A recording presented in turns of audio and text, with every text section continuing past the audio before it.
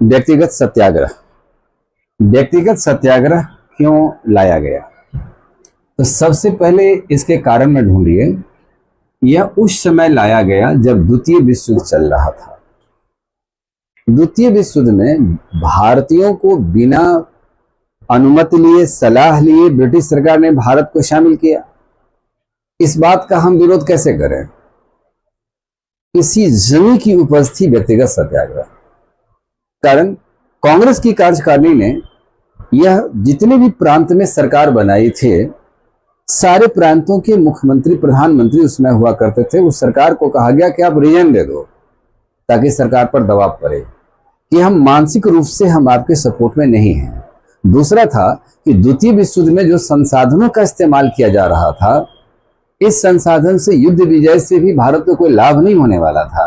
Britain को लाभ होता, आप युद्ध लड़ रहे हैं, इससे भारतीयों को हित की बात नहीं थी। दूसरा बात है कि युद्धोपरांत जो संसाधन को आपने दोहन कर दिया, आर्थिक दबाव भारत पर ज्यादा मात्रा में पड़ेगा, इससे भारत की अर्थव्यवस्था काफी जटिल हो जाएगी। गांधी जी फैसला करते हैं कि व्यक्तिगत सत्याग्रह समय और परिस्थिति की मांग है। दूसरा तरफ हमारे भारत की आंतरिक राजनीति की दशा यह थी कि इधर मुस्लिम लीग पाकिस्तान का निर्माण करने पर ही बल दे रहा था।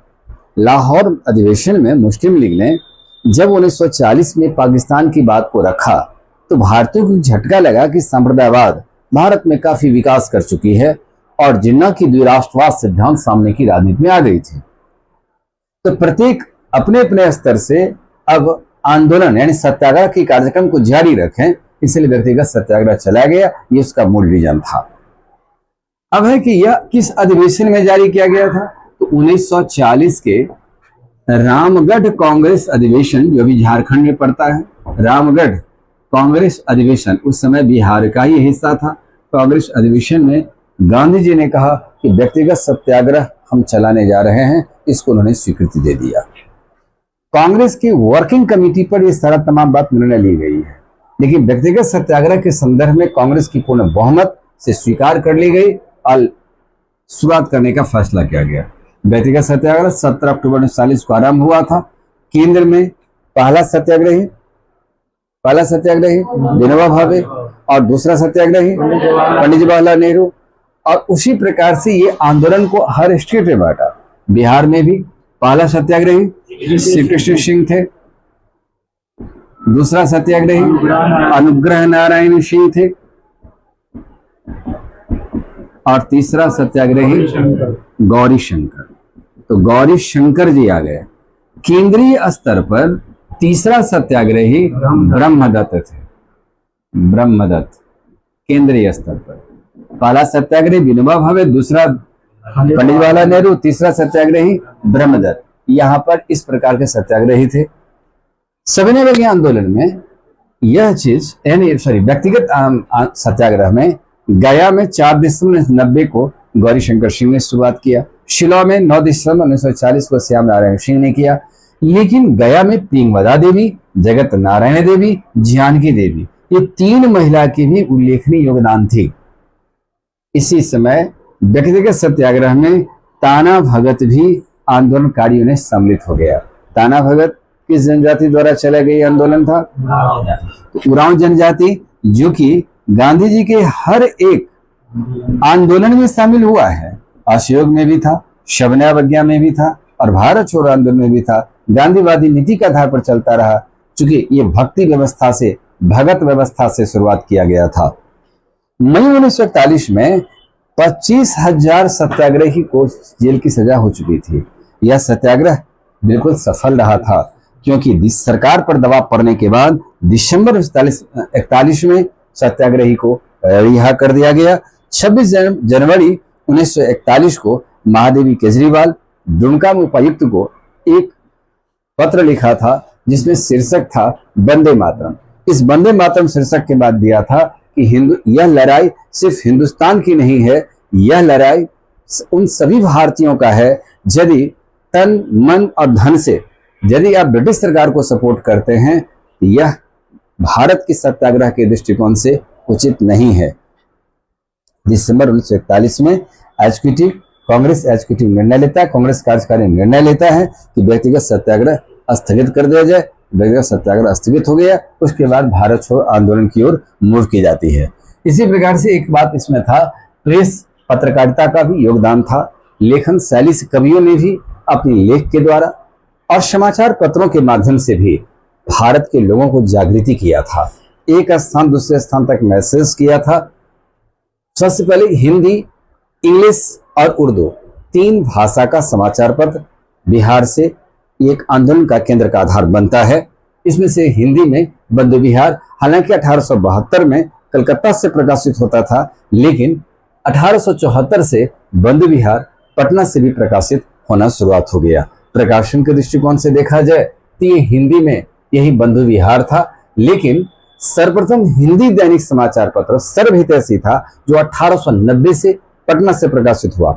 बिहार का पहला हिंदी दैनिक समाचार पत्र सर्वहितैषी था, जो 1890 में पटना से प्रकाशित हुआ।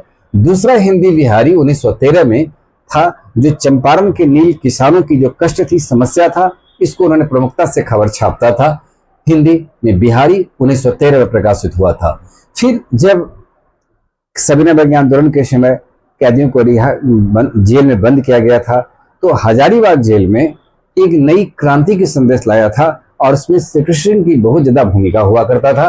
बंदी कैदी जो हजारीबाग जेल से कैदियों ने लिखा था, और वह पूरा न्यूज जो बाहर से आता था, अंदर से आता था, विचारधाराएं आती थी, वो देशवासियों को एक जेल के भीतर से भी जागृत करने का कार्य किया था। उसमें पहला समाचार पत्र बंदी कैदी, दूसरा कारागार था, और ये दोनों समाचार पत्र हजारीबाग जेल से ही प्रकाशित होता था। दूसरी बात, मुंगेर में भी हुंकार मुख्य रूप से साप्ताहिक समाचार पत्र था, जो एक सप्ताह में निकलता था, लिखना भी पड़ता था। ये जो आप हिंदी कैदी देख रहे हैं, ये आप बंदी कैदी, ये हैंड रिटेन में लिखा जाता था, हाथ से लिखा जाता था, क्योंकि सरकार उसको बाहर प्रकाशित करने के लिए कर नहीं सकते थे, तो हैंड रिटेन होता था। सर्चलाइट हिंदी समाचार पत्र था, जो बाद में प्रदीप के नाम से प्रकाशित हुआ, जो प्रदीप बाद में जाकर हिंदुस्तान बन जाता है। 1947 में आजादी के समय में आया था। महाराज दरभंगा का भी योगदान था। 1931 में आर्यावर्त जो हिंदी में प्रकाशित होता था, द इंडियन नेशन 1931 में यह प्रकाशित हुआ था। ये महत्वपूर्ण बिहार का समाचार पत्र दोनों माना जाता था उस समय। इसकी खबरें ऑथेंटिक मानी जाती थी। इंग्लिश में 1875 में गुरुसेन प्रसाद, जो पहला बिहारी थे जो कांग्रेस के मंच पर शामिल हुए थे, गुरुसेन प्रसाद द बिहार हेराल्ड नाम का न्यूज़पेपर को छपा था, जो अंग्रेजी में था। 1881 में Indian constitution of Patna, Indian Chronicle नाम का समाचार पत्र होता था, जो 1881 में पटना से प्रकाशित हुआ। उर्दू में नूरुल अनवार आरा से, उसके बाद सदाए आम प्रकाशित होता था। उसके बाद और भी समाचार पत्र बाद में आया, लेकिन मौलाना मजरुल हक साहब का इसमें बहुत बड़ी योगदान थी, जिन्होंने सदाकत आश्रम से अपने समाचार पत्र को छापा था, जिस पर सरकार सेंसर भी लगाया था। बहुत सारे समाचार पत्र पर भी सेंसर लगाया, सर्वहितैषी पर भी सेंसर लगाया था। जो सरकार के अगेंस्ट में कुछ लिखने का काम करता था, तो उस पर यह सेंसर लगा दी जाती थी। कौन सा समाचार पत्र था? The Motherland. कहां से प्रकाशित हुआ? सदाकत आश्रम से। सदाकत आश्रम की स्थापना किसने किया था? मजरुल हक। जमीन किसने दिया था? आजादी की लड़ाई में, जिसको खैरुद्दीन कहा जाता था, खैरू मियां के नाम से प्रसिद्ध थे। आजादी की लड़ाई में सदाकत आश्रम ने सबसे पहले कहां के छात्र ने एक संरचनात्मक विचारधारा की गतिविधि में गांधीवादी विचारधारा को समर्थन किया था? बिहार इंजीनियरिंग कॉलेज के छात्र। क्या करता था? और शिक्षा के क्षेत्र में भी उन्होंने कंट्रीब्यूशन दिया था। इसमें और कोई दिक्कत है? और कोई दिक्कत? और कोई दिक्कत? भारत छोड़ो आंदोलन, क्विट इंडिया मूवमेंट। पहला बात देखिए, भारत छोड़ो आंदोलन का नाम भारत छोड़ो आंदोलन क्यों पड़ता है? क्रिप्स मिशन भारत आता है, बैक टू पेविलियन हो जाते हैं। अंग्रेज औपनिवेशिक स्वराज देने की घोषणा करता है कि हम युद्धोपराध करेंगे, लेकिन औपनिवेशिक स्वराज किस प्रकार की होगी ये क्लियर नहीं था। महात्मा गांधी इस बात को सोच रहे थे कि सुभाष चंद्र बोस देश से बाहर है और वो अपने व्यवस्था से इस रूप में एक प्रबंधनीय कार्य करेंगे तो देश के लिए कुछ न कुछ कार्य होगा। जब आकाशवाणी से नेताजी सुभाष चंद्र बोस ने गांधी को कहा था कि हे राष्ट्रपिता मुझे आशीर्वाद दीजिए और अपनी सांगठनिक रूप का विचारधारा बताया, गांधी को विश्वास था कि आंतरिक रूप से यदि हम सरकार को डिस्टर्ब करें तो अंग्रेज भारत छोड़ सकता है, और यदि अंग्रेज भारत नहीं छोड़ता है तो भारत का भविष्य अंधेरे में। नंबर एक, यदि यही सरकार रह गई, आजाद नहीं करा पाए, तो युद्ध में जो क्षति होगा कहीं न कहीं भारत से कंपनसेशन करेगी ब्रिटिश सरकार। दूसरा बात यह था कि जापान ब्रिटेन से इसके अगेंस्ट में लड़ रहा था, जापान बढ़त बना रहा था, तो जापान भारत पर आक्रमण कर सकता है। बर्मा तक जापान की सेना आ चुकी थी। इधर आजाद हिंद फौज भी बर्मा तक पहुंच अंडमान निकोबार को मुक्त कराया, लेकिन सुभाष चंद्र बोस जी के अचानक राजनीति से बाहर हो जाना या तो उनकी मृत्यु हो गई, वास्तविक कारण अभी तक ढूंढा नहीं जा सका, रसद की आपूर्ति नहीं हो पाई, अस्त्र की कमी हो गई। नतीजा है कि आजाद हिंद फौज अपने उद्देश्य की ओर सफल नहीं हो पाया। अब इधर आइए, भारत में कांग्रेस कार्यकारिणी यह फैसला लेता है, गांधी जी फैसला लेते हैं कि भारत को एक आंदोलन चलाने की आवश्यकता है। मोहम्मद अली जिन्ना इनकार कर गए, मुस्लिम लीग इनकार कर गए, कम्युनिस्ट पार्टी इनकार कर गए, कांग्रेस खुद भी इनकार कर गया, लेकिन गांधी यह आंदोलन चलाना चाहते थे। अब यदि आंदोलन का सूत्र को आगे नहीं बढ़ाया जाएगा तो युद्ध के बाद परिस्थितियों को किसी ने देखा नहीं है जो भारत के हित में सही नहीं होगा। 8 अगस्त को आप यहां देखिए, या डेट थोड़ा याद रखना है, क्रिप्स मिशन 22 मार्च को आता है।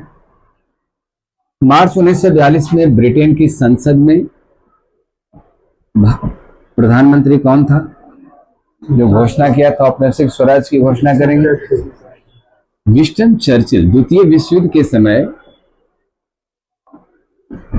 कौन भारत का प्रधानमंत्री था? यही विंस्टन चर्चिल साहब थे। ब्रिटिश संसद में घोषणा किया था। इसी की संदेशा को लेकर 22 मार्च 1942 को स्टैफोर्ड क्रिप्स भारत आया था। ये बैक टू पेविलियन हो गया, असफल हो गया। 12 अप्रैल 1942 को वापस चला जाता। 31 जुलाई 1942 को राजेंद्र प्रसाद बिहार के पटना में आकर के प्रदेश कांग्रेस कार्यालय को संबोधन करते हैं कि आप लोग भावी युद्ध के लिए तैयार हो जाइए, भावी आंदोलन के लिए तैयार हो जाइए। क्योंकि गांधी जी की मंशा कुछ अलग है, तो भावी संघर्ष की तैयार होने के लिए एकजुटता और सहनशीलता का उन्होंने अपने आप को धैर्य रखने को कहा, संघर्ष करने को बल दिया। कांग्रेस कार्यकारिणी 5 अगस्त 1942 को कहा गया कि गांधी जी आप भारत छोड़ो आंदोलन को चला सकते हैं। यह प्रस्ताव को रखा गया।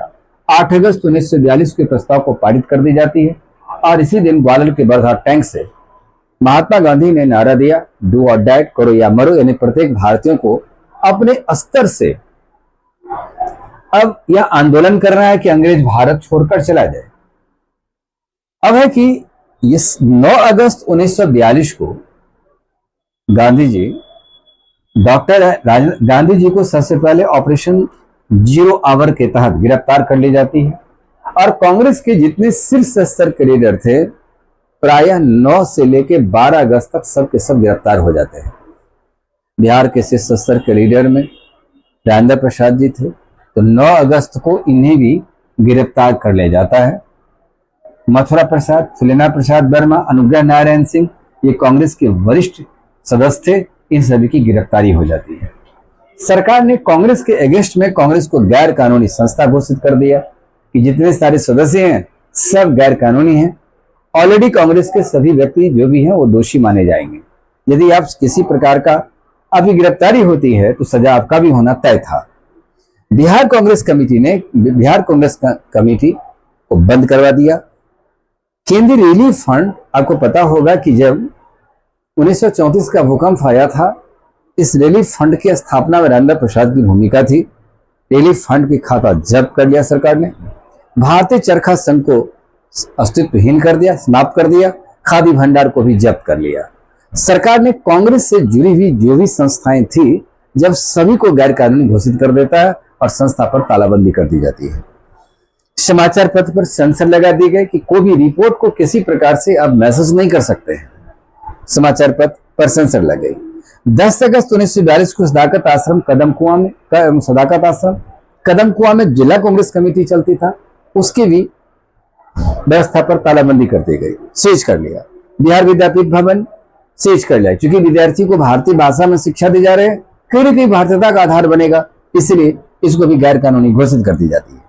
मंगल तलाव के पास छात्रों की जुलूस इकट्ठा हुआ था, उस इकट्ठा में बिहारी प्रसाद इसका नेतृत्व कर रहे थे। जरा कहां पर किसका नेतृत्व कर रहा है, इस चीज को ध्यान में रखिएगा। गैर कांग्रेसी संस्था कांग्रेस को घोषित किया तो कांग्रेस से जुड़ी जितने भी शाखाएं प्रशाखा थे, सबको सरकार ने गैर कानूनी घोषित के रूप में ही वह तालाबंदी करवा दिया था। 11 अगस्त 1942 को पटना में जिला मजिस्ट्रेट जिला आर्चर के आदेश पर ये गोली चलाने का आदेश दिया। 7 छात्र शहीद हो गए। बिहार का एक सबसे बड़ा बलिदान था और सभी स्कूली छात्र थे। 11 अगस्त 1942 के इस कांड को स्मरणीय रखने के लिए, जो अभी वर्तमान बिहार की एक पहचान है, बिहार के पहला राज्यपाल जयराम दास दौलत राम ने 15 अगस्त 1947 को नींव रखा कि यहां पर शहीदों का स्मारक बनेगा। फिर इसका अनावरण देश के प्रथम राष्ट्रपति 24 अक्टूबर 1956 को राजेंद्र प्रसाद जी ने इसका अनावरण किया, जो 7 शहीद पटना में आप पुरानी सचिवालय के पास में देख सकते हैं। 12 अगस्त 1942 को जगत नारायण लाल ने शाम में यह फैसला लेता है कि पूरी संचार व्यवस्था को पटना में बंद कर दिया जाए। और छात्रों की सभा हुई, जगत नारायण लाल जी अध्यक्षता कर रहे थे। इसका विरोध करने का कारण था कि आपने राजेंद्र प्रसाद को क्यों गिरफ्तार किया, ऑपरेशन जीरो आवर के तहत गिरफ्तारी क्यों, यह सवाल था। संचार व्यवस्थाएं ठप पड़ गई। यदि हम पूरे बिहार का अवलोकन करके देखें तो बिहार का कोई जिला नहीं था जहां 15 ये भारत छोड़ो आंदोलन वहां जारी नहीं हुआ हो। 26 अगस्त 1942 को मुंगेर में सरस्वती देवी के उल्लेखनीय योगदान था। 11 अगस्त 1942 को हजारीबाग में मृदानंद झा की योगदान थी। उन्होंने ट्रेन पर कब्जा करके उस ट्रेन का नाम स्वराज्य लिख दिया कि आजाद है। अब इस पर बैठने वाले व्यक्ति भी आजाद होंगे, इस प्रकार से स्वराज्य नाम रखा। 19 अगस्त 1942 को मधुबनी में अखलू शाह, नथुनी शाह और स्थानीय लोगों की जमकर वहां पर में भागीदारी बढ़ी, इसलिए इनकी हत्या भी हो गई थी। पुलिस से गोली का शिकार हो गए। महाराजगंज में फुलेना प्रसाद, ये जो आप फुलेना प्रसाद जी को दे रहे हैं महाराजगंज में, इस सीवान के रहने वाले थे। फुलेना प्रसाद जी महाराजगंज थाने पर कब्जा कर लिया और कब्जा करके थाने के ऊपर में तिरंगा लहरा रहे थे। जैसे ही थाने के ऊपर में चढ़े, तिरंगा लहराते हुए तिरंगा लगाना था, पुलिस ने काउंटर करती है, उसमें उनकी गोली का शिकार हो जाता है। हाथ में झंडा हाथ में ही रह गया और शहीद हो गए। तो उनकी पत्नी का नाम था तारा देवी। तारा देवी, तारा रानी कहकर पुकारा भी जाता था। इन दोनों की शादी महात्मा गांधी ने ही कराए थे। तारा देवी ने देखा कि अब हमारे पति दुनिया में नहीं रहे और पति के इस स्वप्न को हम पूरा कर सकते हैं। वो उनके हाथ से तिरंगा लेकर उस थाना भवन पर चढ़कर तिरंगा फहरा दिया। ये पति और पत्नी की कंट्रीब्यूशन था। तारा रानी बाद में गिरफ्तार हो जाती है, फिर बाद में सरकार ने इनको रिहा कर दिया क्योंकि देश आजादी की ओर बढ़ रहा था। 15 अगस्त 1942 को लालगंज थाने पर स्थानीय लोगों की जमावड़ा हुआ था। सारण में जगलाल चौधरी, जो बाद में ये स्वास्थ्य मंत्री बनते हैं, जगलाल चौधरी जी, इनकी योगदान थी। जगलाल चौधरी के बड़े पुत्र का निधन भी भारत छोड़ो आंदोलन में ही हुआ था। एक परिवार का पूरी शहीद, एक शहीद परिवार के नाम से आज भी यह सारण गौरवान्वित होती है, वो जगलाल चौधरी। गया में कुर्था में श्यामलाल बिहारी, सीतामढ़ी में हरदीप सिंह एसडीएम को गोली मार दिया गया स्थानीय लोगों द्वारा। बनवारी लाल ये जो आप सीतामढ़ी में एक बहुत बड़े योद्धा थे जिनका नाम था जुब्बा शाही। जुब्बा शाही ने पंडित नेहरू से भी मुलाकात किए थे और वह अपना केंद्र उनका मुजफ्फरपुर था, लेकिन मीनापुर थाने पर कब्जा कर लिया था और वहां मिट्टी तेल छिड़ककर थानेदार को जला दिया था। और उसकी प्रेरणा से सुदूर क्षेत्रों में भी थाना पहुंचे नहीं, कच्ची रोड बना होता था। कच्ची रोड को तोड़कर बारिश का मौसम था, पानी लगा हुआ था, कितने थाना प्रभारी को गाजर मूली की तरह काटकर लोगों ने बाहर फेंक दिया। तो आज से ब्रिटिश सरकार को पता नहीं है कि ये प्रभारी हमारा, ये पुलिस मारा तो मारा कैसे। अंग्रेज भयभीत हो चुका था। बिहार की यह आवाज लंदन तक पहुंच गई थी। कोई अंग्रेज अब यहां टिकना नहीं चाहता था। जो बिहार में अंग्रेज थे उन्हें लग रहा था कि इतना जल्दी हो सके अब भारत को छोड़कर चले जाएं। आजादी हम किसी के भीख में मुझे दिया नहीं गया है। भारतीयों ने आजादी का संघर्ष किया है और इस संघर्ष में कई लाखों का कुर्बानी है, जिनके रहा न कुल में रोवनी हारा वाली भी स्थितियां बन गई थी। घर द्वार सब जल के राख हो गए थे, जमीन जायदाद नीलाम हो चुके थे, लेकिन बिहार में भारत छोड़ो आंदोलन सबसे अधिक सक्रिय भूमिका में रहा था। इसका कारण था कि बिहार में जमींदारी व्यवस्था थी और जमींदारी व्यवस्था होने के कारण यहाँ के किसान एक अलग आजादी चाहते थे। वो जमींदारों से आजादी चाहते थे, वो सामंतवाद से आजादी चाहते थे। इस आजादी के आधार पर स्थानीय नेताओं के नेतृत्व में बिहार का 80% थाना मुक्त हो चुका था। अब यदि इसी चीज को देखा जाए तो 8 पहले आपको स्वराज था, दरभंगा मुजफ्फरपुर में 19 थाने पर भारत का तिरंगा लहरा रहा था। सारण में 27 थाने पर तिरंगा लहरा रहा था। चंपारण में सभी थाने पर तिरंगा लहरा रहा था। अब 26 उसके बाद स्थानीय नेताओं की बहुत जबरदस्त भागीदारी थी। किसान, महिला, छात्र सभी वर्गों का कंट्रीब्यूशन था। एकमात्र यह आंदोलन जिसमें सभी वर्गों का नेतृत्व हुआ था। 8 नवंबर 1942 जयप्रकाश नारायण समाजवादी के प्रमुख नेता, सरकार ने जब गिरफ्तार करके हजारीबाग जेल में रखा तो इनके साथ और भी समाजवादी हिरासत में थे। इस हिरासत में दीपावली के रात जेलर को फंसा करके रखा गया और ये जिम्मेदारी साहित्यकार रामवृक्ष बेनीपुरी की थी। और दीपावली के रात ये लोग फरार हो गए। फरार होने के बाद देखिए कितना चकमा देकर सरकार से निकला। 27 मीटर ऊंची दीवार, जिस दीवार को फांदना अपने आप में चुनौती थी। इनके साथ योगेंद्र सुख, सूर्यनारायण सिंह, गुलाली प्रसाद, शालिग्राम सिंह, रामानंद सिंह, ये महत्वपूर्ण आदमी थे। लोग जेल से फरार हुए। सहयोग किया रामवृक्ष बेनीपुरी, लेकिन वो फरार नहीं हो पाए थे। गया पहुंचे उसके बाद वो हजारीबाग से गया के ततरा गांव के लोग ने इनकी खूब स्वागत भी किया, बचाया भी। मानपुर होते हुए राजगीर के औरेल गांव में शरण लिए।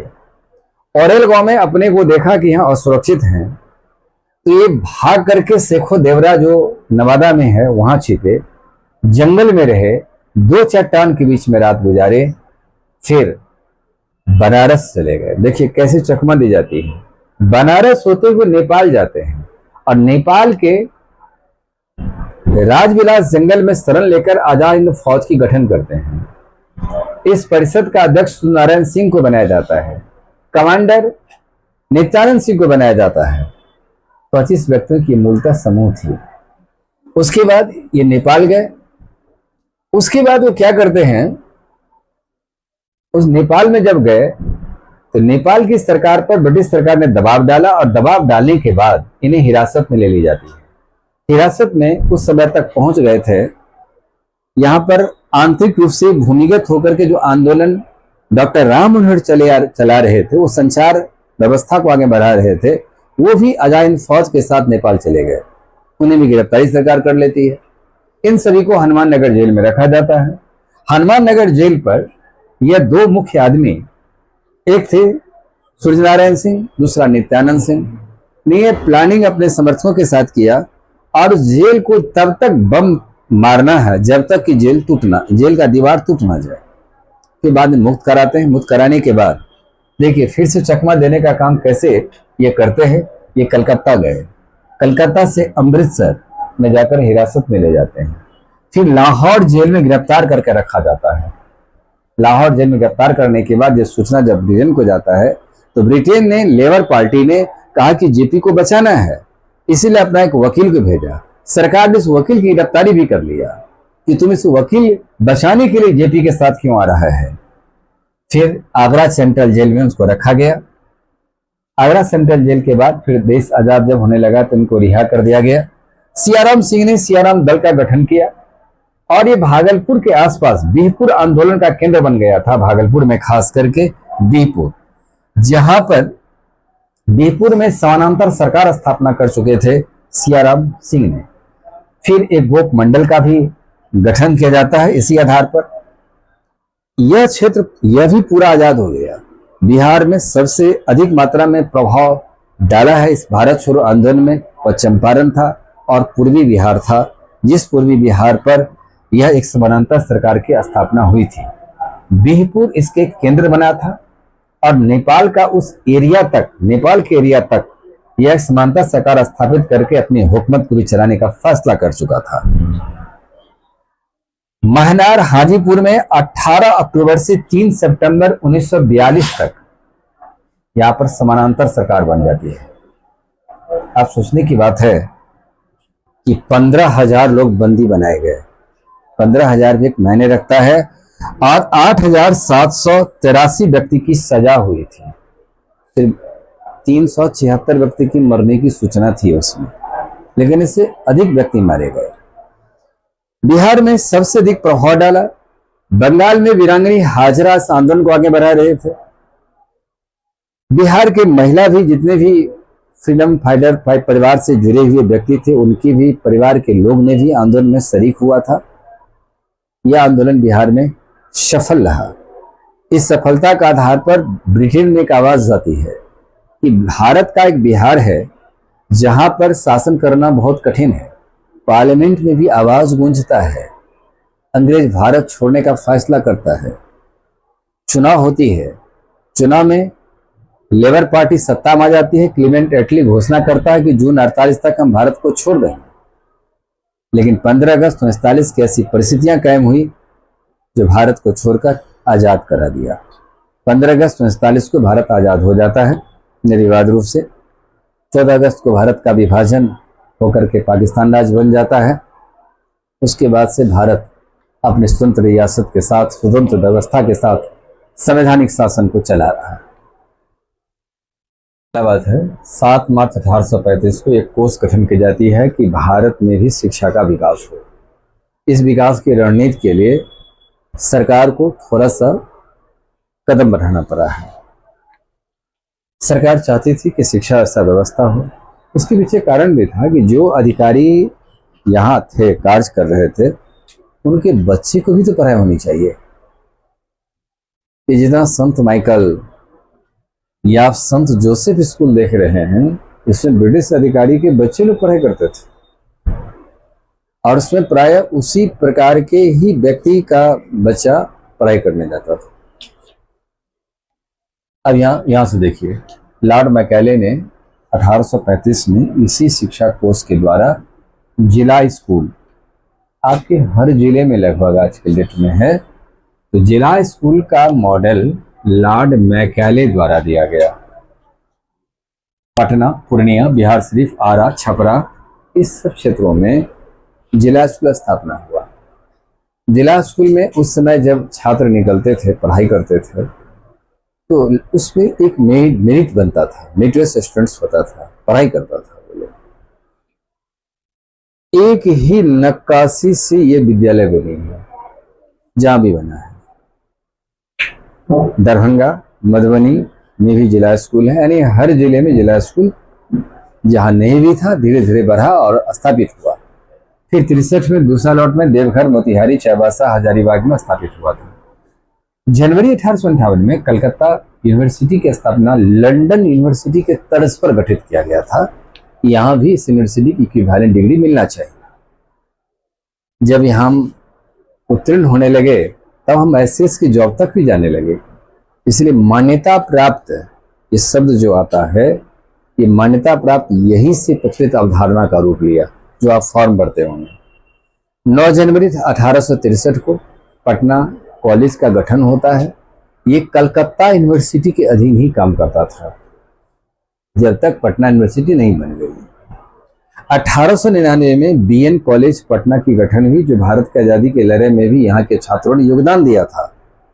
1917 में पटना यूनिवर्सिटी की गठन हो गई। 1928 में पटना साइंस कॉलेज का गठन हुआ, स्थापना किया गया। 17 में यूनिवर्सिटी बन गई। इसी के भीतर में साइंस की पढ़ाई भी पटना कॉलेज के भीतर होता था। लेकिन बाद में जब ये यूनिवर्सिटी पटना यूनिवर्सिटी बन गया तब ये साइंस की पढ़ाई की अलग निकाय बना दिया और पटना साइंस कॉलेज के नाम से स्थापित किया गया 1928 में। 1878 में पूसा अनुसंधान फार्म बनाया गया। यहाँ पर घोड़े के नस्ल की सुधार होती थी। पहले एग्रीकल्चर नहीं था, क्योंकि घोड़े की आवश्यकता सरकार की संचार वाहिनियों में थी। यहाँ घोड़ा की नस्ल का यहाँ सुधार के हेतु, संरक्षण हेतु बनाया गया। फिर बाद में इसे एग्रीकल्चर यूनिवर्सिटी में ढाला गया। एग्रीकल्चर यूनिवर्सिटी 1970 में स्थापित हुई। टाइम कृषि विश्वविद्यालय 1900 में बिहार स्कूल ऑफ इंजीनियरिंग की स्थापना हुआ, जो 2004 में ये नीट के अंदर आ गया। नीट की मान्यता मिल गई इसकी, जो गंगा किनारे पर गांधी घाट पर है। 1926 में धनबाद में इंडियन स्कूल ऑफ माइंस का स्थापना धनबाद में किया गया। 25 में पटना मेडिकल कॉलेज का स्थापना हुई। 30 में पटना वेटनरी कॉलेज, जहां पशुओं की चिकित्सा के लिए बनाया गया, अभी वेटनरी कॉलेज है। 1947 में डीएमसीएच यानी दरभंगा मेडिकल कॉलेज की स्थापना हुई। इसी प्रकार से पुस्तकालय का भी गठन हुआ, और बिना पुस्तकालय से एक संरक्षण शिक्षा के रूप में नहीं हो सकता था। पुस्तकालय 1881 खुदाबख्श लाइब्रेरी की स्थापना होती है। खुदाबख्श साहब के कुछ पुस्तकों से यह व्यवस्था शुरुआत होती है, और 1969 में यानी मध्यकाल से संबंधित पुस्तकों का संग्रह मुख्य रूप से इसमें अंदर है। 1869 में संसद ने राष्ट्रीय महत्व के रूप में घोषणा करता है कि राष्ट्रीय संपत्ति के रूप में आ गई है। 1938 में उर्दू पुस्तकालय पटना में स्थापित होता है। महिला स्कूल के रूप में 1847 में संत जोसेफ कॉलेज आज भी चल रही है, जो महेंद्र घाट में चल रहा है। 1867 में बालिका विद्यालय पटना में खोला गया, 2 बालिका विद्यालय खोला गया। और 1858 में संत माइकल स्कूल पटना दीघा में स्थापित की गई, जो आज भी यह स्कूल चल रहा है। ब्रिटिश सरकार द्वारा स्थापित यह दोनों संस्था आज भी चल रहा है। अपनी परिवेश के अनुसार ढलते हुए वातावरण में पाठ्यक्रम को तैयारी करवा रहा है, और बड़े ही बेहतरीन व्यवस्था से शिक्षा ये दोनों संस्थान दे भी रही है। मेटेरियल असिस्टेंट तो प्राय इसी से आ भी रहा है, और भी स्कूल कॉलेज खोले गए। अघोरी प्रसाद जी के नाम पर भी खोले गए। इस प्रकार से बहुत सारे स्कूल आए। टीके घोष एकेडमी, जहाँ से राजेंद्र बाबू शिक्षा ली। आज़ादी के लड़ाई में टीके घोष एकेडमी के छात्र ने भी आंदोलन को आगे बढ़ाया था। इस शिक्षा के क्षेत्र में इतना चीज देख लेना है। और एक किसान आंदोलन,